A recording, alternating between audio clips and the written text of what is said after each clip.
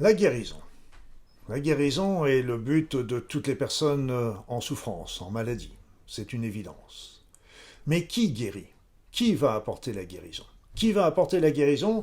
Eh bien, il n'y a jamais aucun médecin, aucun thérapeute, aucun psychologue, aucun psychiatre, aucun énergéticien qui a guéri un patient.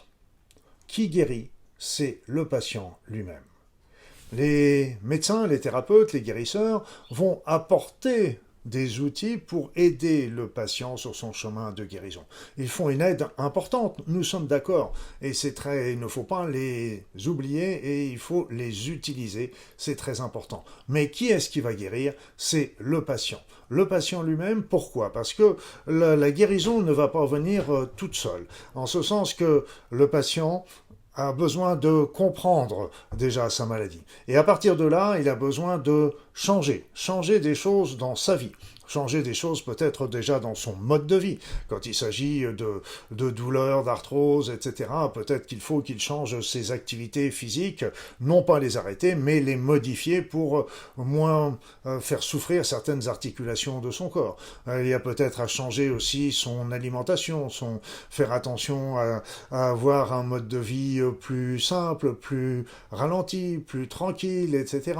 Donc, il y a besoin de faire peut-être davantage d'exercices. Donc, il y a une compréhension sur le plan physique, c'est une évidence. Mais au-delà de ça, il y a aussi une compréhension et un changement qui va être nécessaire sur le plan psychologique, en ce sens que la maladie explique toujours qu'il y a derrière cette maladie une souffrance de la personne, une souffrance de son être, une souffrance peut-être même de son âme, en ce sens qu'elle a sans doute pris ou doit prendre des décisions et donc cette souffrance est en train de lui indiquer que peut-être là où elle est en train de se diriger n'est pas bon pour elle et elle est en train de lui demander de changer son point de vue, changer ses décisions, changer sa manière de penser, etc. Et c'est ça qui va aussi contribuer à la guérison.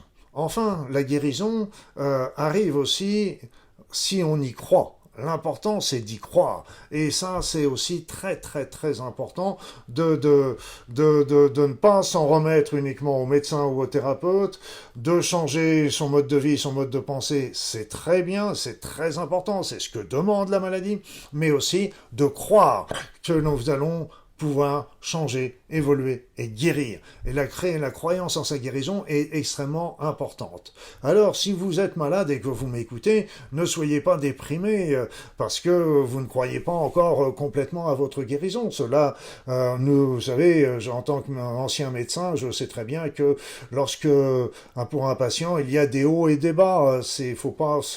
On a le droit d'être découragé à certains moments, d'être déprimé, mais il ne faut pas non plus rester dans cet état-là et retrouver la conviction, la force, l'énergie, la croyance de la guérison. Voilà, donc n'oubliez pas, c'est le patient, c'est la personne malade qui guérit et ce n'est pas le médecin ou le thérapeute, parce que la médecine, la maladie demande à changer dans son mode de vie, dans son mode de pensée, développer peut-être aussi un aspect spirituel, et c'est ça ce que demande la maladie, et à partir de là, avec les médecins, avec les thérapeutes, avec les changements dans son mode de vie et dans son mode de pensée, la guérison arrivera, soyez-en assurés. Allez, croyance, moi je suis tout à fait persuadé que tout est toujours possible. À très vite.